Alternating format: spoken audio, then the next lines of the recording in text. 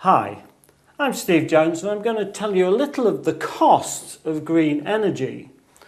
Although the energy itself is free, that is, the sunlight is free, we don't have to pay to stand in the sunlight, these forms of energy do require infrastructure.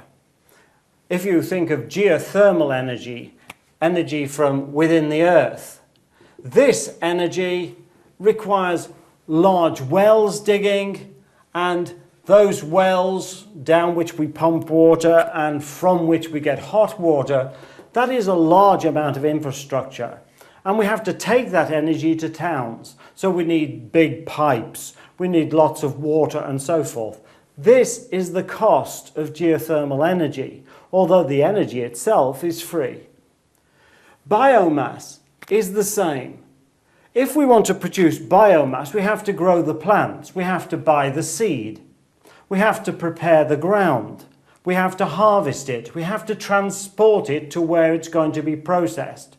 And then we have to have a facility to turn it into energy. So when we talk about diesel from biomass, it does have a cost. Although, again, the sun that makes the plants grow is free.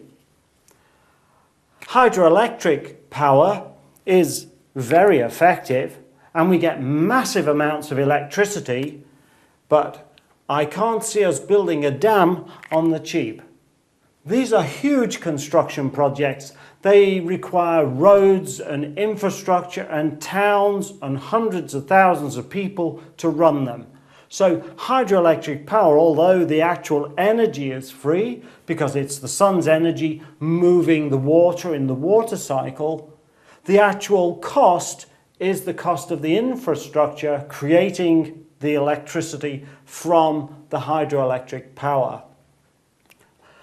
Wind energy is also the same. The infrastructure is needed, the tall tower, the turbines, and getting the energy to people. So it is free, the wind we don't pay for, but we pay for the infrastructure. Finally, solar energy must be one of the most expensive of all these renewable sources because silicon and the related chemicals and structure are very expensive to produce.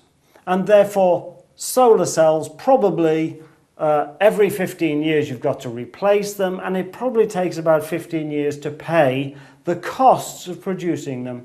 So overall, solar energy is actually quite an expensive form of free energy. So although the energy is free, it comes from the sun. We have to remember there are costs getting that energy from the sun into our houses.